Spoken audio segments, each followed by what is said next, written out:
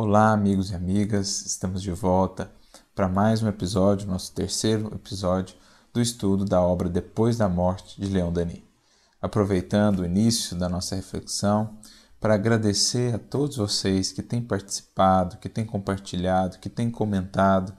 A ideia, como eu falei no episódio passado, é que esse seja um estudo colaborativo, participativo, em que todos nos enriqueçamos juntos e possamos aí trocar referências, pontos de vista, compreensões, para alargarmos a nossa visão do Espiritismo e para nos aprofundarmos na obra tão bela, tão vasta, desse grande pensador, escritor e apóstolo do Espiritismo que foi Leon Denis. Então, muito obrigado pela participação de vocês, que Jesus e Denis sigam nos inspirando, nos iluminando sempre nesses caminhos em busca da verdade, em busca de uma maior compreensão da vida e do universo. E no estudo passado nós adentramos o capítulo 1 da obra, né? O primeiro estudo nós dedicamos mais à compreensão da estrutura, da motivação da obra, falamos um pouquinho da vida de Leon Denis. No segundo estudo nós já adentramos na obra de fato, né? Nós entramos ali no capítulo 1 da primeira parte, em que ele vai falar das crenças, das negações, em que ele vai fazer aquele panorama histórico pelas várias religiões, das civilizações pretéritas. Ele vem nesse primeiro capítulo falando das religiões e da doutrina secreta. Então a gente se focou muito nisso, em estudar e pensar um pouquinho sobre o que ele escreve em torno dessas religiões do passado, fazendo uma primeira introdução, porque depois ele vai desdobrar mais particularmente cada uma delas, mas ele faz uma ideia geral ali e vem nos falar muito sobre a diferença, por exemplo, que existia dos conhecimentos daqueles que eram os iniciados, daqueles que eram os mais envolvidos com as religiões do passado, para o vulgo, que tinha acesso a compreensões muitas vezes bem distintas, um politeísmo, uma questão mais ritual, mais formal, enquanto que os iniciados acessavam efetivamente conhecimentos mais profundos acerca da vida espiritual, acerca da própria lei divina. Então ele fez essa distinção entre os iniciados e o vulgo, falando também dessa unidade substancial que existe em todas essas religiões do passado, como que pontos comuns entre elas, pontos essenciais, quando variavam muito naquilo que era acessório, naquilo que era secundário. Então tinha uma grande diferença nessas religiões no que dizia respeito aos aspectos exteriores, culto, forma, liturgia, né? Os desenhos, as artes, as escritas, os símbolos.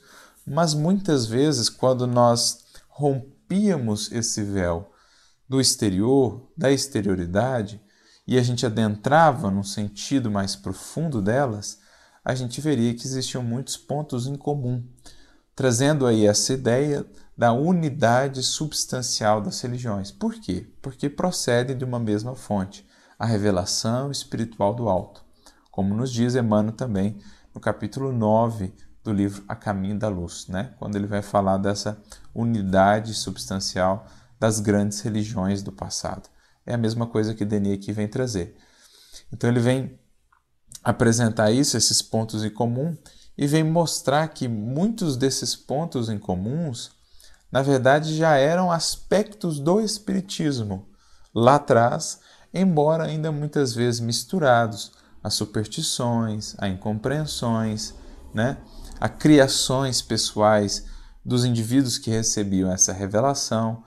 Mas ali a gente já tinha alguns dos pontos capitais que o Espiritismo viria depois congregar, compilar e dar coesão num corpo doutrinário.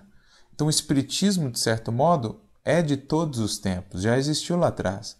Como a gente comentou também acerca de várias falas de Kardec, que vai fazer essas comparações, né, na própria introdução de Evangelho segundo o Espiritismo, ele fala que o Espiritismo existe desde a mais antiga antiguidade, perdoe-me a redundância, mas lá estava o Espiritismo, claro que não com a coesão, né, com a solidez que ele adquire com a codificação de Kardec.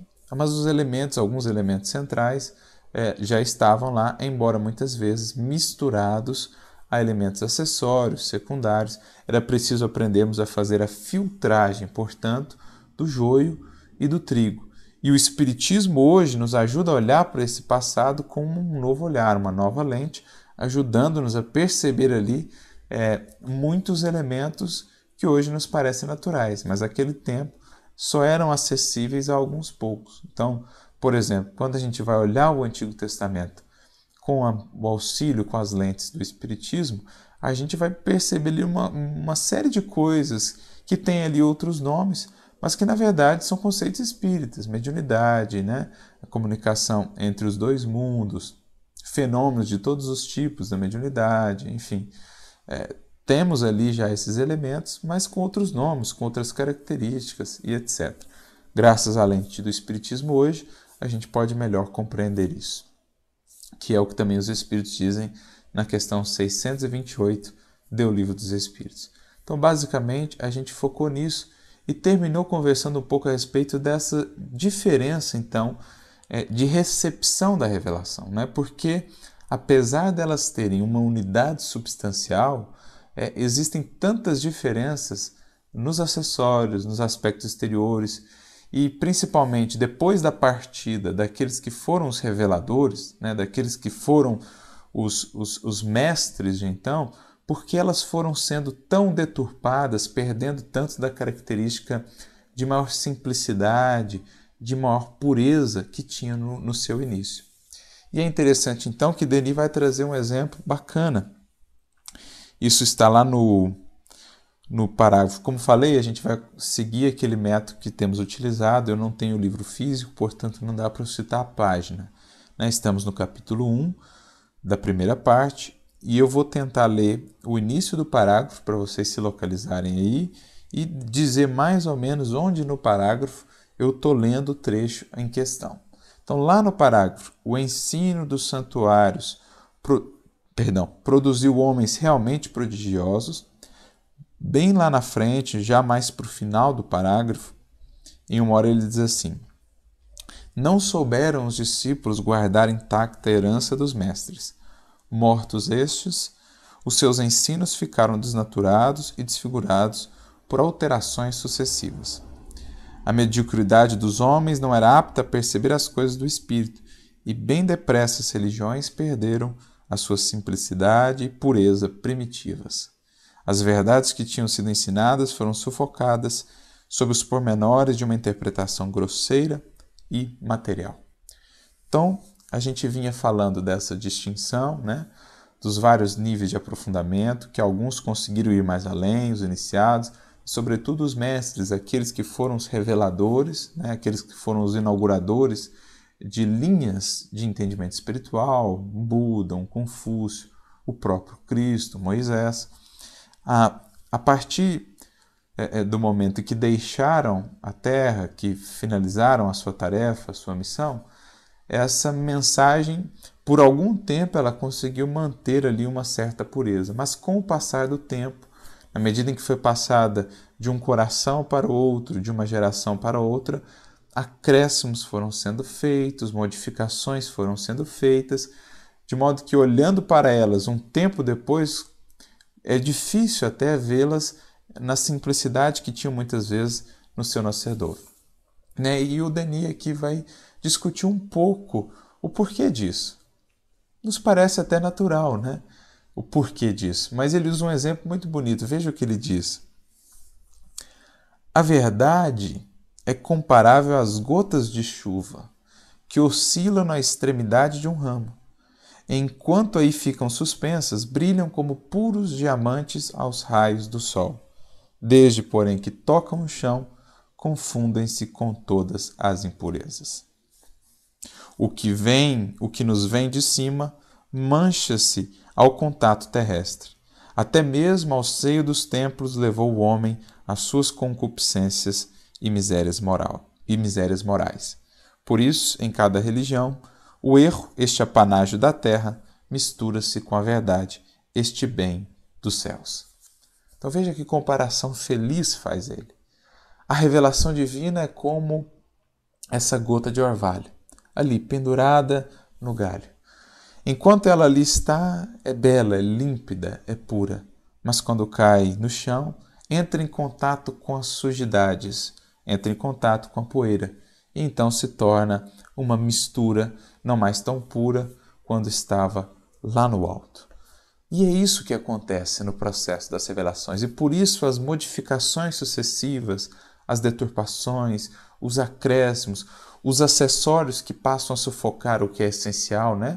O que deveria ser só um auxiliar passa a ser tomado como essencial, né? O aspecto exterior do culto, da adoração, que deveria ser secundário, passa a sufocar, a preponderar sobre o aspecto central. Por quê?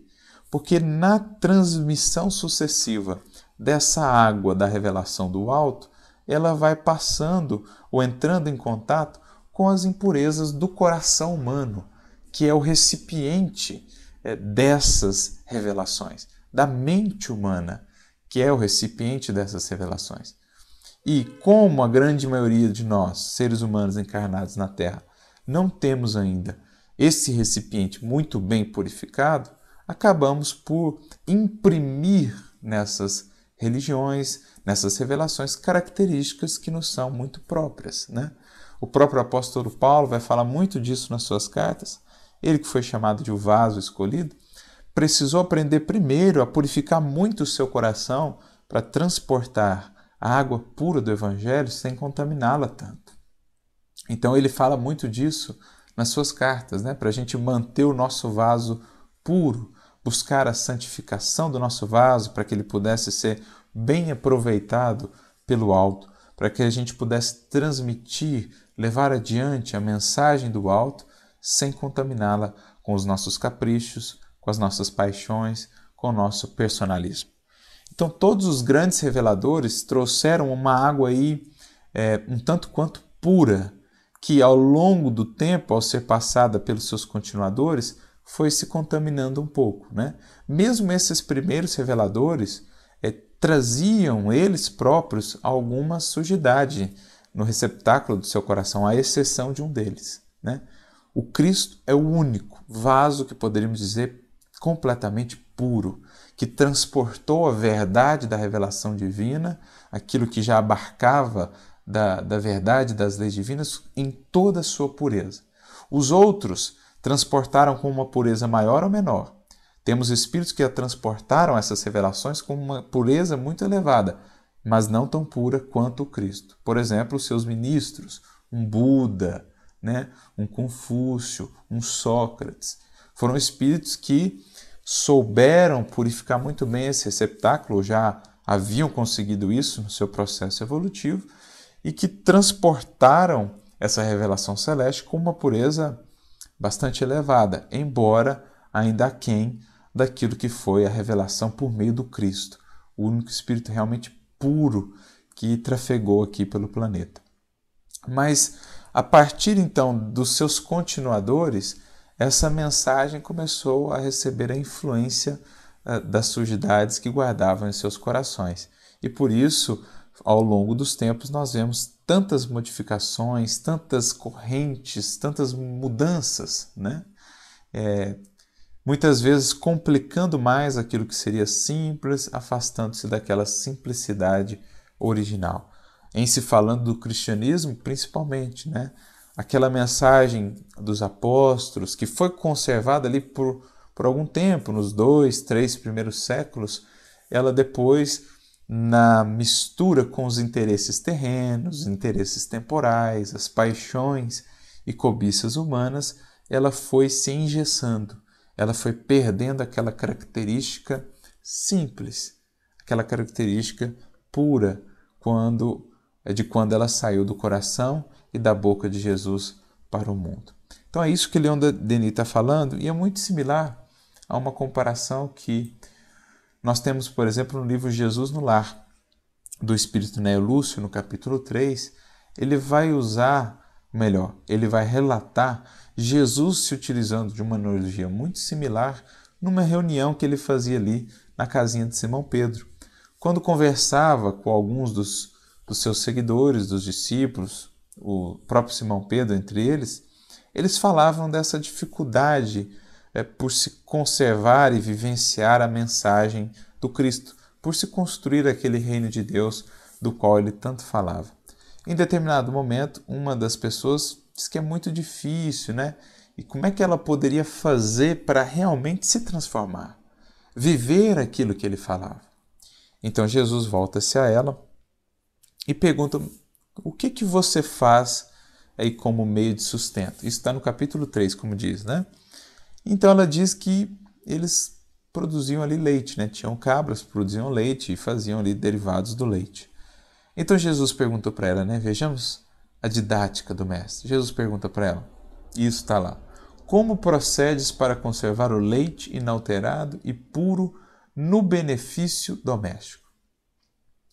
Então, você trabalha com leite. O leite é uma coisa que estraga muito fácil. Como é que você faz para garantir que a sua matéria-prima do que você faz para viver conserve-se pura para não prejudicar os alimentos que você produz e vende? Então ela diz: antes de qualquer providência, é imprescindível lavar cautelosamente o vaso em que lhe será depositado.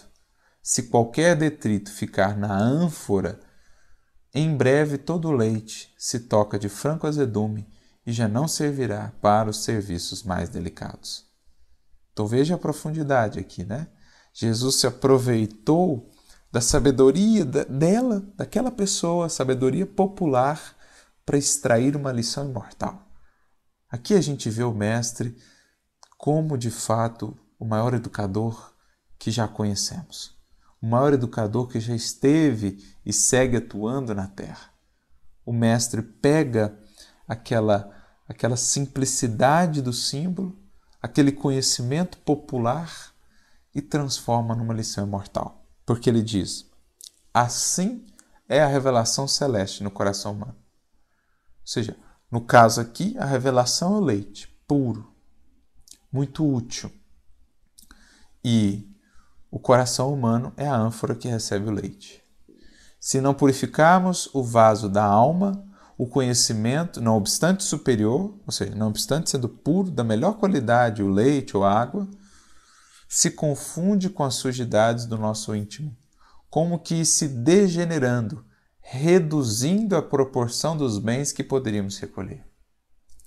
Então, quanto menos purificado está o recipiente, menos benefícios eu posso colher daquela revelação. Então, o próprio Evangelho, sendo ele a revelação mais luminosa, mais pura que já desceu à Terra, quantos não conseguem extrair nada dele?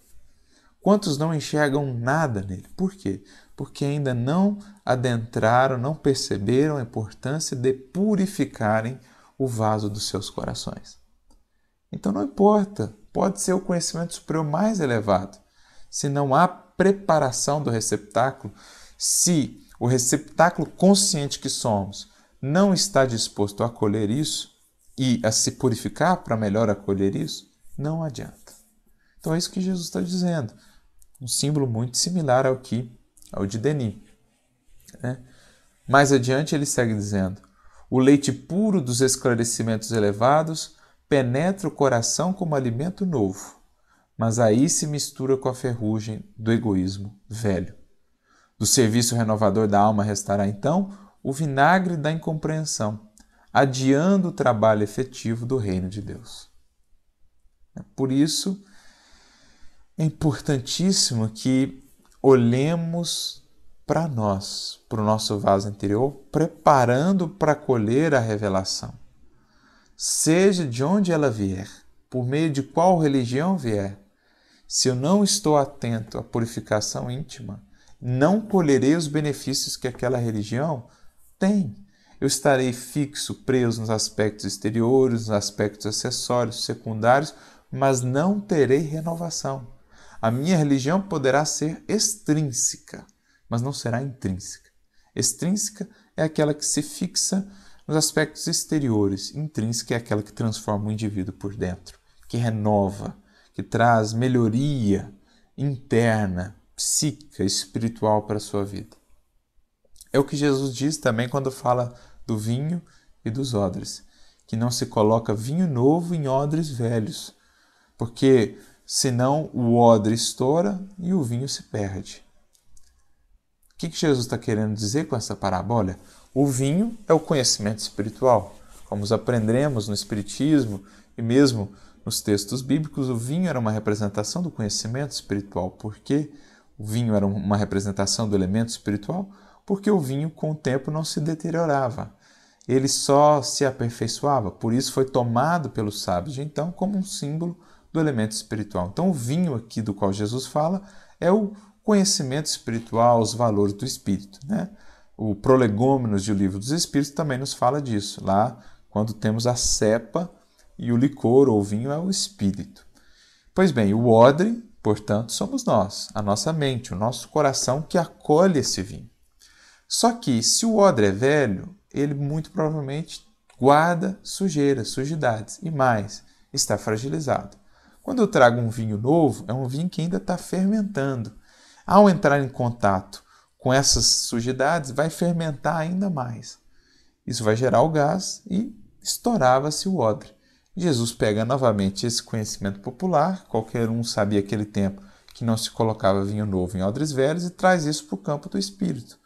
Olha, o conhecimento espiritual, se ele chega num coração que não está disposto a se renovar, a se transformar, não importa o quão elevado ele seja, ele vai ser inócuo. Vai ser inócuo, vai ser improfícuo, vai se perder. E mais do que isso, pode gerar um outro problema.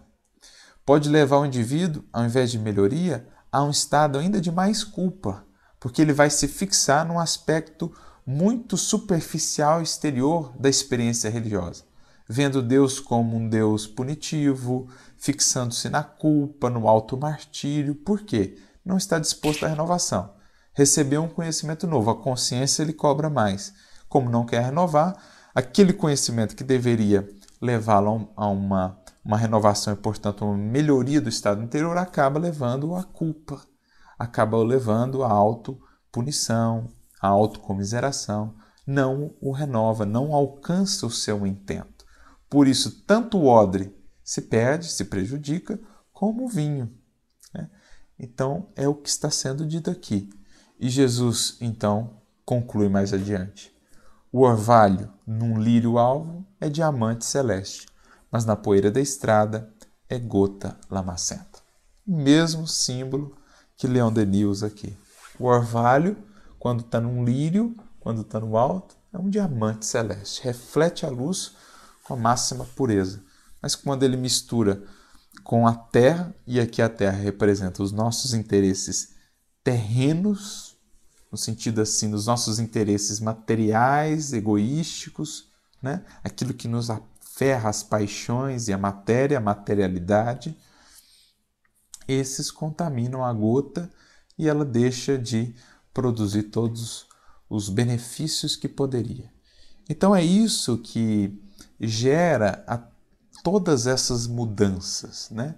E por isso as religiões terão então um caráter transitório, porque elas atendem aos indivíduos em um determinado momento, mas elas mesmas precisam passar por essas renovações para purificar melhor, assim, o ser humano purificado, o ser humano com o vaso do coração mais saneado, acolhe essa revelação de uma maneira diferente, né? Que vem sempre da mesma fonte. Então as religiões vão como que aperfeiçoando-se, progredindo, e com o tempo chegarão a fundir-se na religião, né? Naquilo que é o cerne, o objetivo de todas elas. Tirados os acessórios, todas elas vão buscar o elemento central, que é o quê? A unificação da criatura com o Criador e com as outras criaturas. Unificação, entenda-se no sentido de harmonização, de estabelecimento de laços, de fraternidade, de união, de compaixão, de caridade, enfim, de tudo que seja positivo, de amor, efetivamente, né? Daí a origem da palavra religião, religare. Então, as religiões terão esse caráter transitório, porque vão se aperfeiçoando, vão convergindo para aquela adoração em espírito e em verdade que Jesus apresenta à mulher samaritana como o ideal. Por isso, Leon Denis, no parágrafo seguinte, desse que nós líamos, que começa assim: pergunta-se algumas vezes se a religião é necessária. Ele vai dizer assim: a religião, do latim religare, ligar, unir, bem compreendida, deveria ser um laço que prendesse os homens entre si, unindo-os por um mesmo pensamento ao princípio superior das coisas. Então veja, aqui ele vem falar do cerne, do que se objetiva centralmente com a religião, que quando se perde de vista esse elemento central, eu me perco nos aspectos exteriores. E esses aspectos exteriores, em geral, são os que geram a maior divisão, o maior sectarismo, a maior separação entre os homens, fugindo ou afastando-se das finalidades da religião, que deve ser o núcleo das religiões.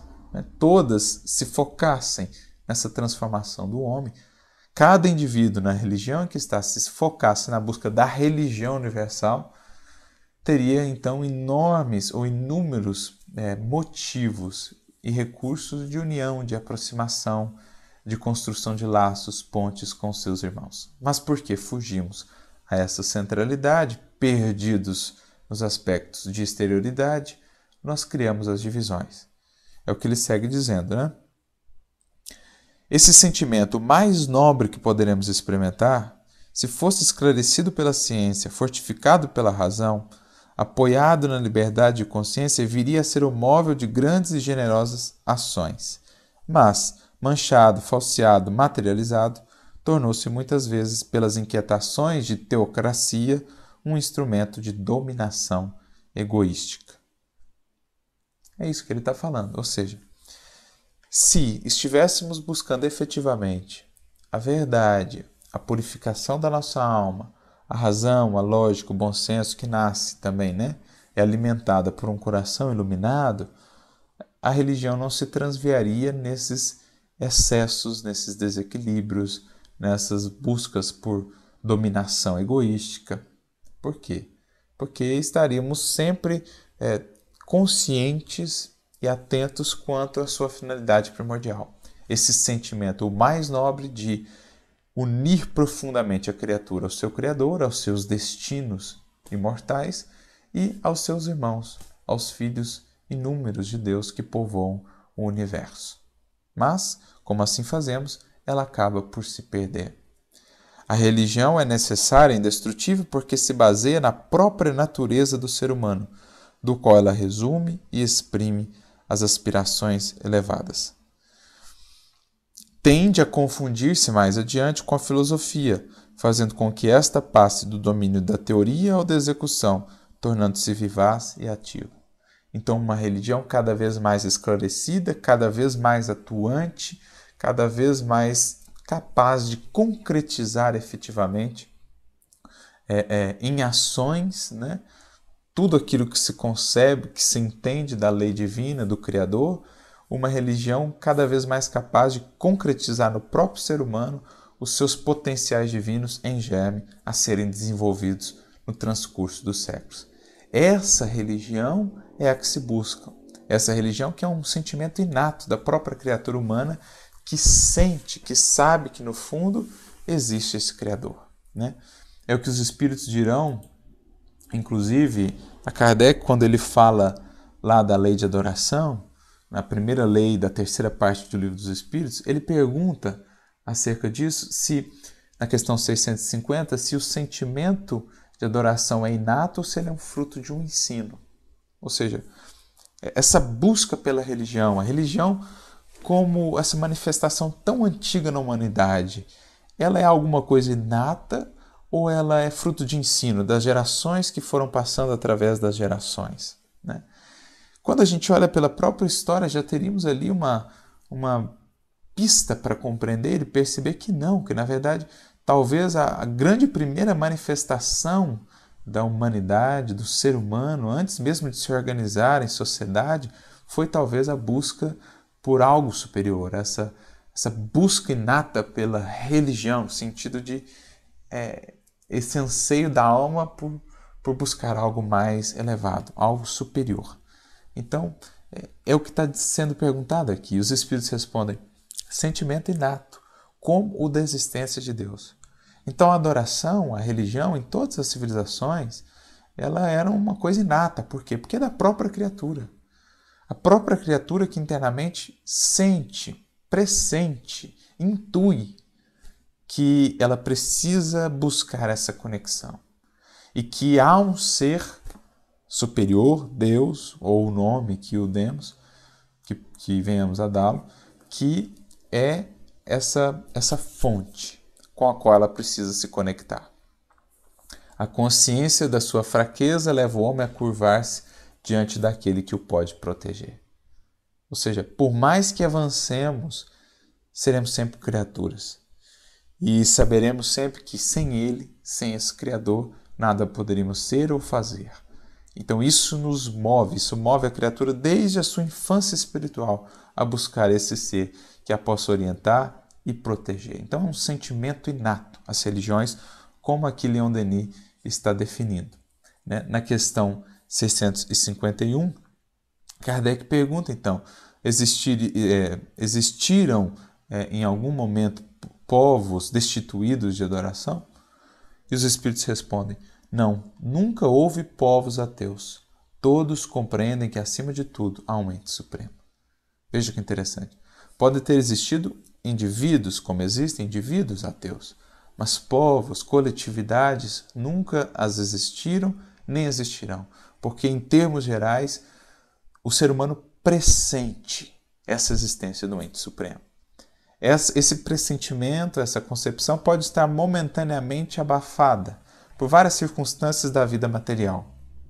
Mas no fundo do coração, o ser humano pressente essa existência. Por isso, todas as civilizações manifestaram expressões de religiosidade, variando as formas, variando os aspectos rituais, mas todas elas as tiveram.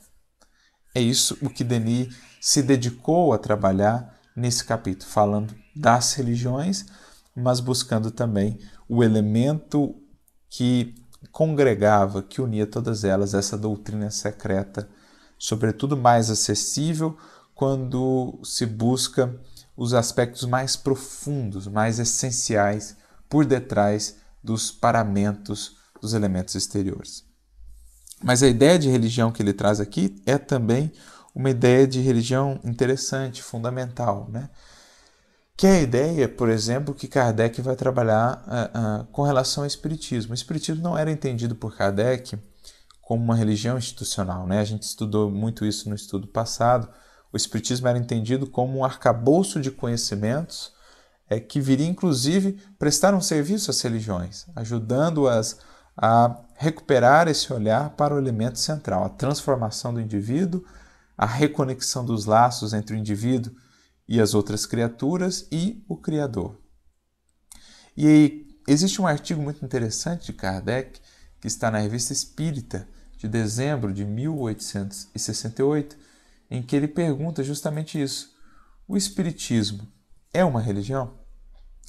E ele então vai fazer todo um desdobramento muito interessante, o artigo é extenso, fica aí a recomendação para que possam lê-lo, em que ele vai dizer assim, basicamente, sim e não. Depende da acepção que se dê à palavra religião. Se entendemos por religião essa questão institucionalizada, com hierarquias, com cargos, com culto, com paramentos, então o Espiritismo definitivamente não é uma religião. Ele é uma doutrina filosófica. Ele é um arcabouço de conhecimentos das leis espirituais.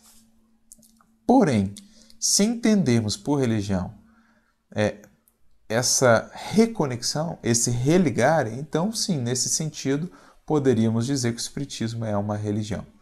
É esse o sentido, inclusive, que Emmanuel vai dar no Espiritismo quando fala que é religião. Muitos dizem que Emmanuel, nesse sentido, afasta-se de Kardec por dizer que o Espiritismo seria uma religião, mas não. A ideia de religião que Emmanuel trabalha é também essa ideia da reconexão com o Criador. A gente até selecionou um trecho dele no livro Emmanuel, que ele fala: é preciso distinguir religião de religiões. Então o Espiritismo vai investir na religião, na reconexão, no sentimento divino da criatura para com o Criador. Então, se tomarmos o Espiritismo ou o conceito de religião com essa acepção, então o Espiritismo seria uma religião. Kardec opta por não defini-lo como religião para que não existisse essa incompreensão de achar que é mais um que surge aí com seus cargos, ritos, paramentos, cultos, etc. E não é. Mas ele diz lá nesse artigo que o verdadeiro objetivo das assembleias religiosas é o da comunhão de pensamentos. E que, com efeito, a palavra religião quer dizer laço. Uma religião, em sua acepção larga e verdadeira, é um laço que religa os homens numa comunhão de sentimentos, de princípios e de crenças. Então veja, essa definição de religião é a mesma que Leon Denis trouxe aqui, usando inclusive o verbo no latim religare. O laço estabelecido por uma religião, dirá Kardec mais adiante, seja qual for o seu objetivo, é, pois, essencialmente moral, que liga os corações, que identifica os pensamentos, as aspirações, e não somente o fato de compromissos materiais, que se rompem à vontade, ou da realização de fórmulas, que falam mais aos olhos do que ao espírito. O efeito desse laço moral é o de estabelecer entre os que ele une, como consequência da comunhão de vistas e de sentimentos, a fraternidade e a solidariedade, a indulgência e a benevolência mútuas. Nesse sentido, nessa acepção de religião, sim, o Espiritismo seria uma religião, porque ele vai propiciar essa união, essa interação, essa busca por esse laço moral estabelecido com os irmãos, com as criaturas todas, como também com o próprio Criador. Nascendo daí a fraternidade, a benevolência, a indulgência, a compreensão, a caridade, o perdão. Então, esse é um conceito bonito que a gente precisa resgatar, né? Não se pode perder nunca de vista esse cerne das religiões, que é levar a gente, todos nós, à religião. Essa é uma contribuição importante que o Espiritismo vem trazer. Olha, gente, vamos redimensionar aqui. O que realmente é central? O que realmente é fundamental? Se o outro adora assim o assado, ou se ele ama, se importa mais com o seu semelhante, com as outras criaturas, os animais? Se ele atende melhor à lei divina? O que o Criador levará mais em conta? O Criador dos mundos, o Criador cósmico. O que será para ele mais importante? A maneira pela qual eu me visto? A maneira pela qual eu me porto durante a oração, como eu me coloco fisicamente, em termos de posição mesmo, ou o que eu tenho feito? Qual tem sido a veste do meu coração? Como tem sido a minha prece através das minhas mãos, do meu olhar de compreensão? O que importa mais para Deus? Ou o que efetivamente é a religião que se almeja aqui, né? É essa religião que foi se perdendo muitas vezes com a partida daqueles primeiros iniciadores. Pensemos só no caso que nos toca aqui mais de pronto, o cristianismo. O que Jesus buscou ressaltar tanto no seu evangelho, que depois foi a luta do apóstolo Paulo também? O que é mais importante, gente?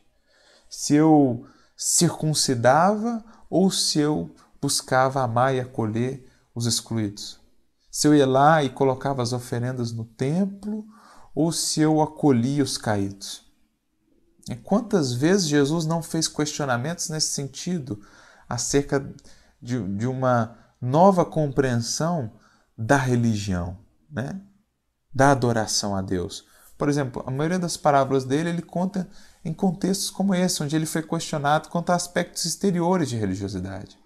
Porque ele vem também ali abalar uma certa compreensão do judaísmo, das lições de Moisés que haviam sido deturpadas. Havia se fugido da centralidade dos aspectos da lei de Moisés, dos fundamentos, dos mandamentos principais, e havia se perdido em exterioridades.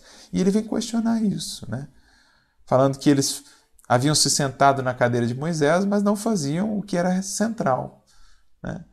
Misericórdia quero e não oferendas. Então, várias das parábolas e lições fundamentais dele, ele vai comentar ou contar quando foi questionado em torno disso. Por exemplo, quando ele está comendo com os publicanos e pecadores, questionam ele por que ele fazia isso.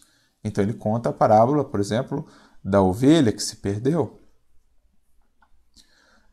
Ele conta a parábola do bom samaritano, né?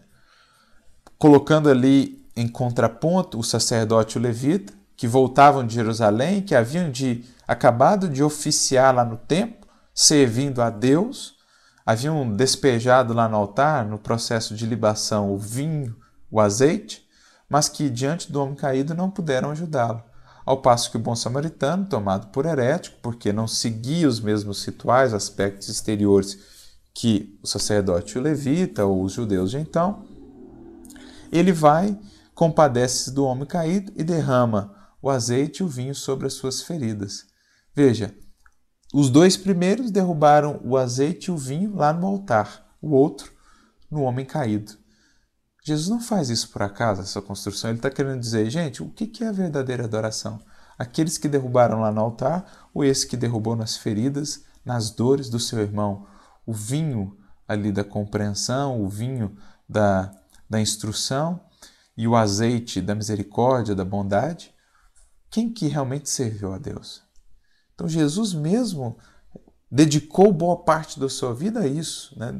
Mostrando a centralidade, a universalidade dos pontos principais da sua doutrina: caridade, amor, perdão, humildade, paciência, tolerância, compreensão. Os que assim fizessem, não importa a característica exterior, haveriam de herdar aquele reino que prometia. Quando fala lá da separação dos bodes e das ovelhas, aqueles que haveriam de passar à sua direita, que é uma maneira simbólica de dizer aqueles que haveriam de conquistar a elevação, a iluminação, a libertação, eram aqueles que haviam ajudado a Jesus nas prisões, vestido os nus, amparado os presos, sustentado os famintos, as viúvas, os órfãos, enfim. Aqueles que converteram a sua experiência religiosa efetivamente em religião, em laço moral, unindo corações e unindo o coração ao Criador. Então, Cristo fez isso.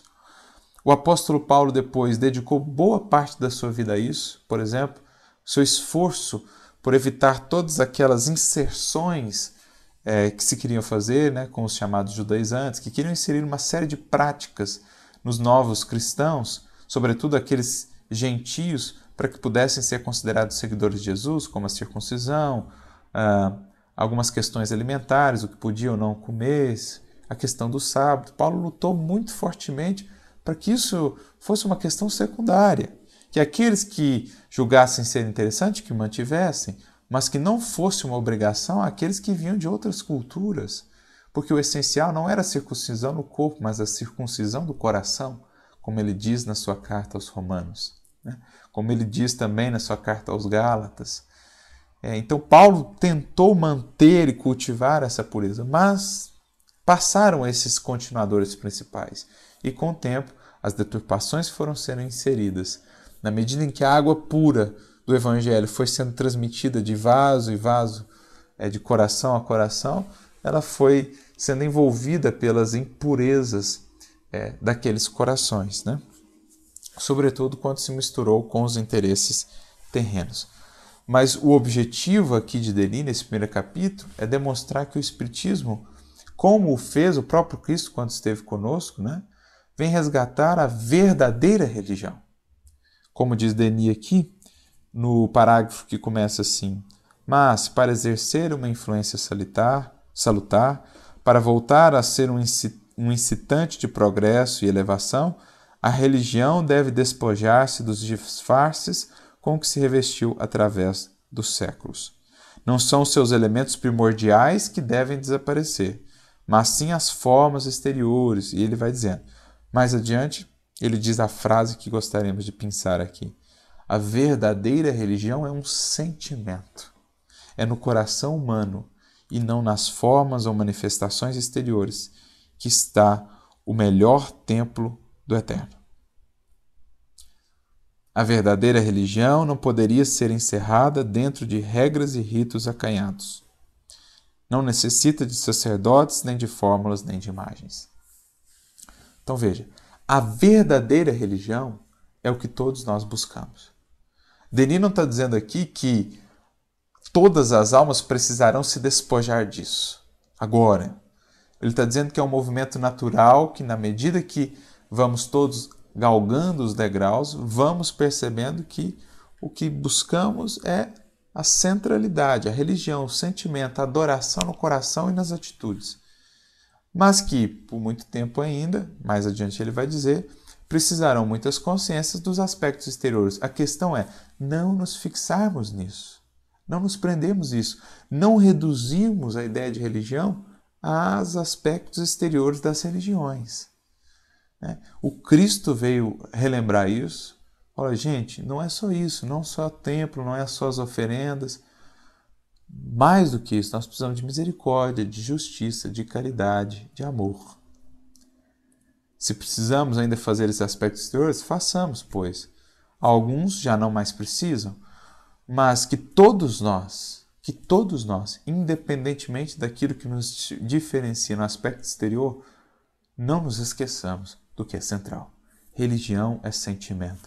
A adoração a ser buscada é adoração em espírito e em verdade. Como disse Jesus à mulher samaritana no Evangelho de João, capítulo 4. A verdadeira adoração não é feita aqui ou ali, lá em Jerusalém, na Samaria, ele diz a ela. É em espírito e em verdade. Aonde você estiver no templo do coração, você pode adorá-lo através do seu gesto, da sua interação com o semelhante, de como você age. Essa religião que precisa ser ressuscitada nas religiões como um todo. E é isso que o cristianismo se propôs a fazer lá atrás, o Cristo. É isso que o Espiritismo se propõe a fazer agora. A buscar esse elemento de união em todas elas, dizendo a todas, vamos investir naquilo que nos une, naquilo que nos aproxima, no sentimento, no templo do coração. Lá todos somos filhos do mesmo Deus, adoramos o mesmo Pai. Embora as formas se modifiquem, se transformem com o passar do tempo, no cerne, todos estamos buscando a mesma coisa. E isso nos une, isso nos agrega, isso nos aproxima, isso nos fortalece enquanto humanidade. Esse é o cerne que Leon Denis quer aqui nos fazer pensar, né? E esse será um dos papéis do Espiritismo, resgatando essa doutrina secreta, esses valores fundamentais e essenciais que existiram em todas as religiões, que foram por um tempo obscurecidos, abafados, sufocados, mas que agora começam a vir à tona, conjugados, né? Separando-se ali o joio do trigo, vendo o que realmente é central e que precisa, portanto, do nosso investimento. Por isso, ele vai dizer mais adiante, agora num parágrafo bastante extenso, que começa assim, verifica-se, porém, que dia para dia diminui o número dos crentes sinceros. Lá na frente, mais já para o final desse parágrafo, bem perto do final desse parágrafo, ele diz assim, a religião deve perder o seu caráter dogmático e sacerdotal para tornar-se científica. A ciência libertar-se-á dos baixios materialistas para esclarecer-se com um raio divino. Surgirá uma doutrina idealista em suas tendências, positiva e experimental em seu método, apoiado sobre fatos inegáveis. Então aqui ele está falando do Espiritismo que se propõe então a conjugar essas duas forças. As religiões com a ciência. A ciência que vai ajudar a religião a se despojar dos aspectos exteriores aos poucos, das superstições, dos elementos acessórios. Uma religião que encontre força ali nos fenômenos, nas evidências, né? Mas também uma ciência que, inspirada pelo ideal que sempre marcou as religiões, né? Pelos horizontes mais vastos que as religiões sempre abriram à humanidade, uma ciência que deixa de ser materialista, que deixa de estar aferrada, algemada à terra, à matéria, para alçar voos mais elevados. Da conjunção disso, nós vamos formando aos poucos essa doutrina que é ao mesmo tempo idealista, mas positiva no aspecto da experimentação, que consegue conjugar essas duas coisas e que, portanto, tem essa força de aproximar esses dois colossos da humanidade que por muito tempo se digladiavam e que pode resgatar, então, esses elementos centrais e perdidos, abafados das religiões do passado, essa doutrina fundamental que é ao mesmo tempo uma ciência, a ciência do Espírito, que já estava lá em Gênesis, mas que agora precisa ser consolidada de maneira coesa, de maneira consistente. Isso é o Espiritismo, né? Essa doutrina que, digamos, vai encaminhando a humanidade para um futuro de uma adoração mais despojada, de uma adoração mais voltada para realmente a interação direta no templo do coração com o Criador.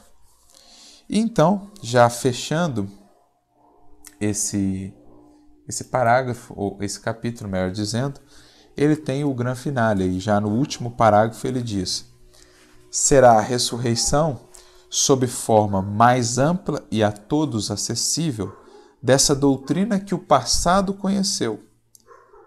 Será o aparecimento da religião natural que renascerá simples, sem cultos nem altares. Então ele diz que o Espiritismo é essa ressurreição dessa doutrina que o passado conheceu. No seio de todas as religiões, essa doutrina que falava da comunicabilidade com os ditos mortos, que falava da realidade do Espírito, que falava do Criador, que falava da vida espiritual, que falava de uma série de coisas, ela ressurge agora, amparada pela ciência já mais desenvolvida, né?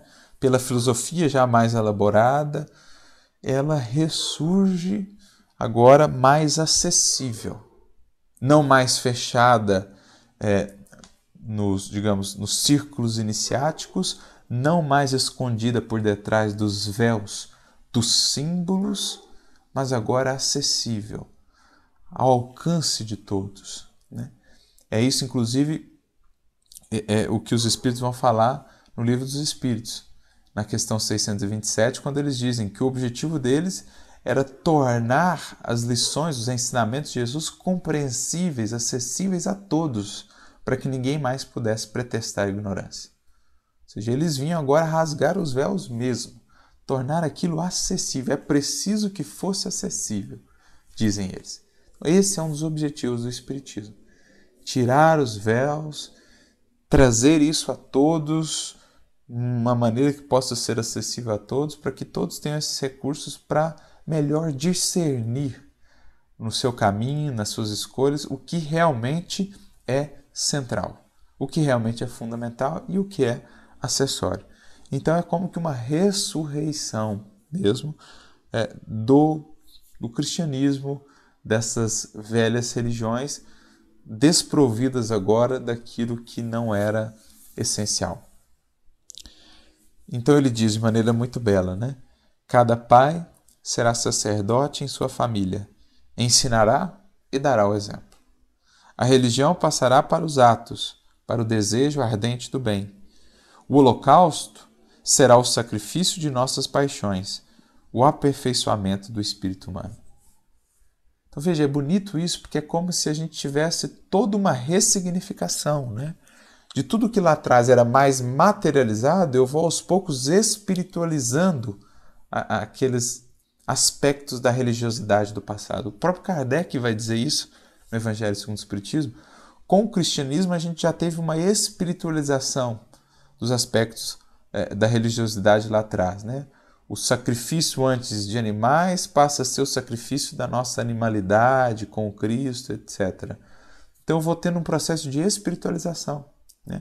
Quando a gente entende, por exemplo, que o templo lá atrás, a tenda, o tabernáculo lá atrás, quando olhado de cima, né, era a figura de um homem. Então, o templo, que era o símbolo ali da integração, da interação da criatura humana naquele tempo com o Criador, era visto de cima em imagem um homem, como a nos dizer já lá atrás que, na verdade, tudo aquilo era apenas uma etapa, que, na verdade, o objetivo maior era perceber que o templo éramos nós mesmos, que aqueles sacrifícios de animais lá eram sacrifícios da nossa animalidade. Veja quantos milênios a gente precisou para perceber isso, né? Que aquelas divisões que tínhamos no templo lá atrás, né, as 3 divisões, o aspecto mais externo, o lugar santo mais restrito e o santo dos santos extremamente restrito, onde estavam as tábuas da lei de Moisés, era na verdade uma figura do aprofundamento em nós mesmos. Quanto mais adentramos em nós mesmos, mais mergulhamos na interação, na comunhão com Deus, mais compreendemos as suas leis. É por isso, o lugar mais profundo do templo, mais interno do templo lá atrás, era onde estavam ali as tábuas da lei de Moisés, onde só o sumo sacerdote entrava. É um símbolo, por exemplo, da nossa consciência, onde estão o quê? As leis divinas. Algo que está lá dentro de nós e onde entramos de fato na presença do Criador. Então tudo isso estava lá atrás. Mas como que foi sendo atualizado? Então ele diz, os sacerdotes do futuro serão os pais nas suas famílias. Né? Como era lá em Abraão, né? Como é que antes de eu ter toda a revelação, como é que era em Abraão? Era na mesa. O maior ritual de interação e de adoração a Deus era uma refeição em família, em que o patriarca ali oficializava como um sacerdote. Então, no futuro, pai e mãe serão sacerdotes do lar. E aquele momento será um momento de adoração, será sentido como um momento de adoração, porque é família unida, os laços fortalecidos na interação com o Criador, o amor, a fraternidade. Ensinará e dará o exemplo, ou seja, o sacerdote não será um cargo, será aquele que mais exemplifica e, portanto, se torna esse intermediário da mensagem do alto para com os outros. Né? Porque isso que é o sacerdote, é o intermediário, mas ele não será um intermediário apenas formal, será um intermediário na vivência, principalmente. A religião será uma religião muito mais de atos do que apenas de rituais, de costumes. Né? Será a religião da adoração em espírito e verdade, de fato. E o sacrifício será o sacrifício das nossas paixões, o aperfeiçoamento do espírito humano. É para isso que converge o futuro da humanidade, para uma religiosidade cada vez mais pautada nessa construção de laços, de pontes, de fraternidade, de amor, de caridade, cada vez mais harmonizada, cada vez mais integrada efetivamente com as leis divinas. Tal é a doutrina que ele vai dizer, superior, definitiva, universal, no seio do qual serão absorvidas como os rios pelo oceano todas as religiões passageiras e contraditórias. Ou seja, no futuro nós teremos a busca por essa religião, né, em que todos estarão conscientes das leis espirituais que regem a vida, que regem os nossos destinos. Tudo se fundirá nessa busca, na definição de Jesus, pela adoração em espírito e em verdade. Temos um longo caminho até lá, mas será esse o futuro das religiões, né? Não a religião do futuro, mas o futuro das religiões. O quê? A busca pela adoração em espírito e em verdade. E é isso que o Espiritismo vem contribuir para fazer, ajudando-nos a rever ou a enxergar novamente, a colocar como linha de centro das nossas buscas, estejamos em qual religião que for, a busca pela transformação interior, pela construção do laço com o divino e com o nosso semelhante. É essa religião que nasce, que perpassa o seio aí, o fundamento de todas as religiões. E é isso que o Espiritismo vem contribuir para construir.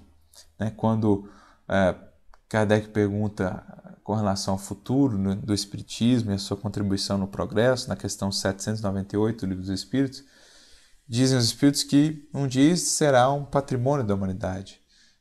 Todos conhecerão isso será crença comum, não no sentido de que o Espiritismo será essa religião do futuro. Não é essa a ideia, porque na concepção aqui o Espiritismo não é uma religião, mas é no sentido de que o Espiritismo traz de concepções, de compreensões das leis espirituais será natural, como é para nós hoje natural a lei da gravidade, como é natural as leis da eletricidade, leis divinas. Um dia a mediunidade será uma compreensão de todos, será trabalhada naturalmente por todos. A vida no mundo espiritual, a reencarnação, será um conceito natural. Enfim, estaremos alcançando esse futuro nesta religião que será a adoração em espírito e em verdade. Então, mais ou menos é isso o que ele quer trabalhar nesse capítulo 1. E então, iniciamos a partir do próximo estudo já o capítulo 2, em que ele vai falar sobre a Índia. Ele vai agora começar a trabalhar particularmente cada uma dessas religiões do passado, as grandes religiões do passado. Então, que Jesus siga nos abençoando e nos inspirando sempre. Nos vemos no próximo estudo. Um grande abraço a todos.